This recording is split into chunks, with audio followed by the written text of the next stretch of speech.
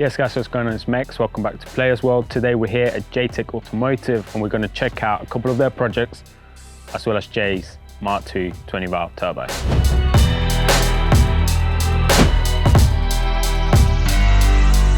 Jamie, thanks for having us at Jtech. No did you want to maybe talk to us about Jtech and what Jtech's about, how it started? Yeah, so I started Jtech about 16 years ago now, mainly because I thought it'd be a great way to go motor racing. But that soon turned into not having enough time to go motor racing and doing all friends and customers' cars. But yeah, it's slowly grown, sort of word of mouth. We're all really passionate about what we do. It's not a job. It sort of just feels like coming and playing with cars. Met some wicked people through it. Yeah, love our job, and company's sort of grown slowly but controllably. Now we're building some pretty cool projects. Just before we get on to the really cool projects, what would you say Jtech's about? What would you say, because obviously you could say you're a garage, but are yeah, you, we do. We do a lot of service and repair on general cars. Okay.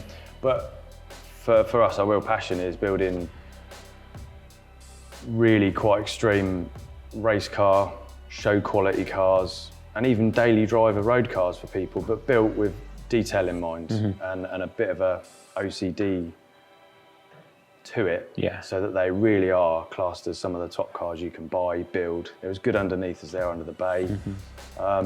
With new tech, but retro cars, yeah, we do it all really. Okay, obviously can't ignore some of the projects you have here. Did you want to talk us through maybe a quick of what's here, Yeah, so what we're doing? So this one, for instance, this is an E46 M3 running an S55, so F80, M3 and the M4 cars, DCT gearbox.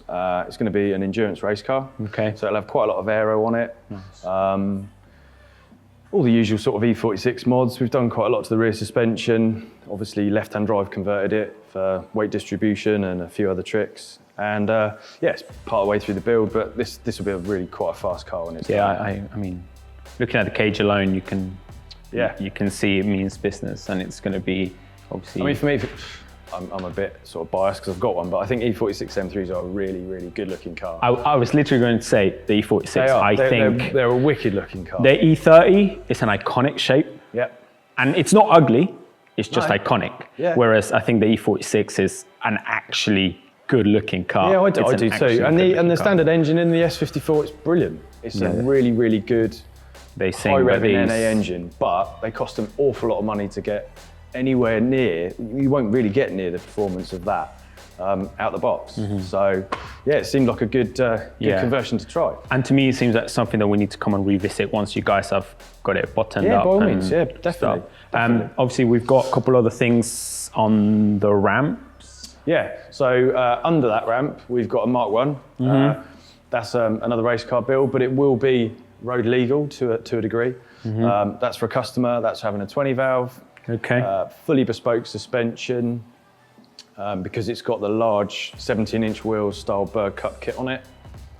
Yeah, quite a nice car to build. It's going to be really tidy, really functional, super light, not horrific horsepower, usable, and the guy can just go and do a load of track days in it. Yeah, that sounds fun. And yeah, as you say, 17s because the arches look. Yeah, so we managed to track down a kit. Leo found a kit, a guy online actually who hill climbs a Mk1 had this kit made, and it actually came from Tech Art. Oh, right. So it's a carbon kit, super light, but allows us to run 17-inch wheels. So we've got to tub the rear, and then we'll speak to Jay about some wheels for it. Yeah, it's going to be a nice car. Yeah, that thing, it'd be a weapon. And obviously, talking about iconic M3s, E30 up here.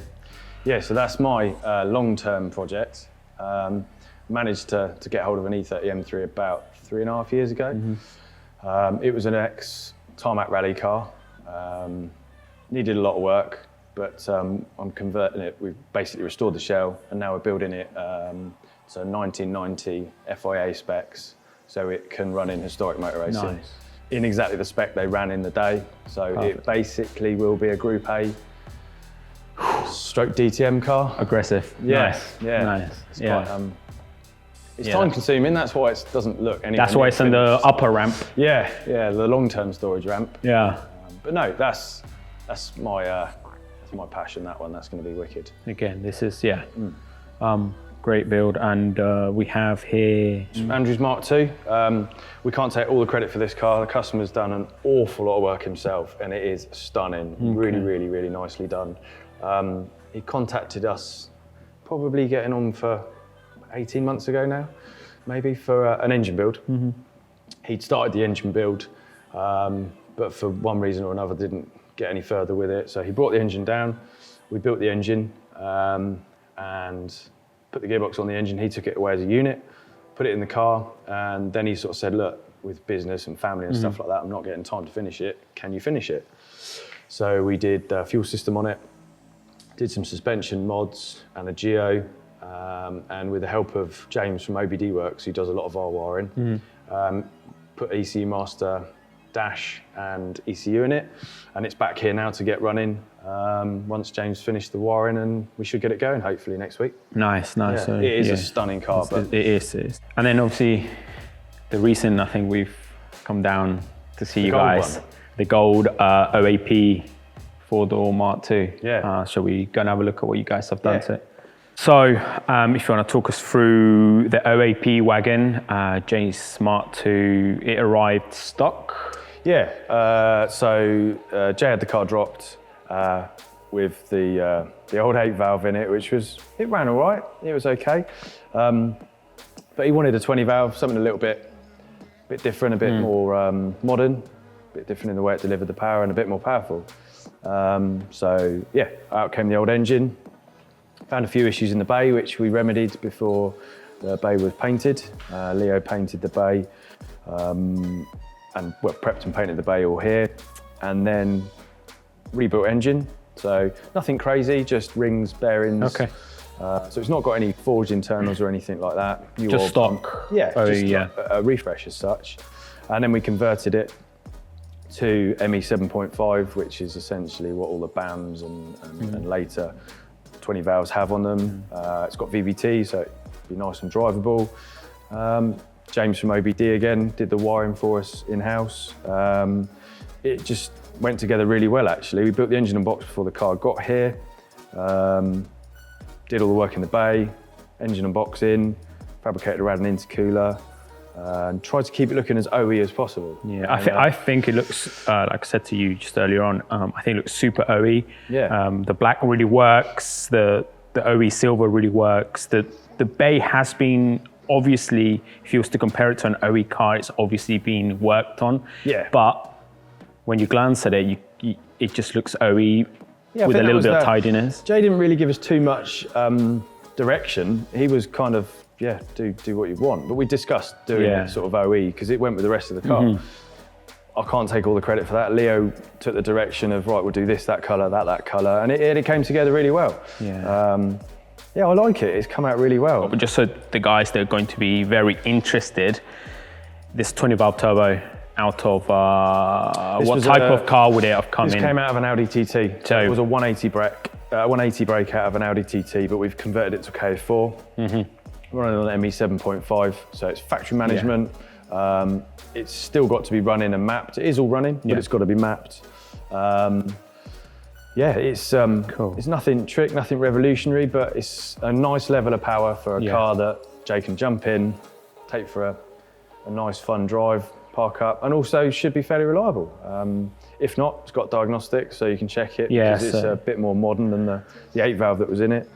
But these have been around for a while now, so I think they're an old engine. We know it's reliable, but even if it needs anything, it's nothing that's too complicated to fix. Yeah, I think this was out of like a 2003 Audi now, so they're getting on.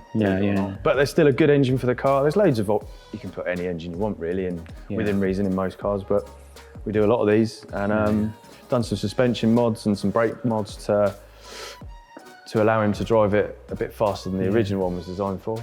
So we've done some roll center correction. We supply and use a lot of the nose kits, so that's fitted to it. It's got Subaru bushes throughout the car. everything's new. Ball joints, bearings, everything's all new.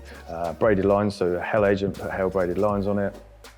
Replumbed all of the old hardline with new hardline. So mechanically, the car is brand new. Sound, yeah. So it's had like a restoration as well as an engine upgrade at the same time. Yeah. I see things. The only thing that's stock on it, I think, is still the rear drums, but we can change that at a later date. I was going to say, things like this, little touches that you guys have done on the.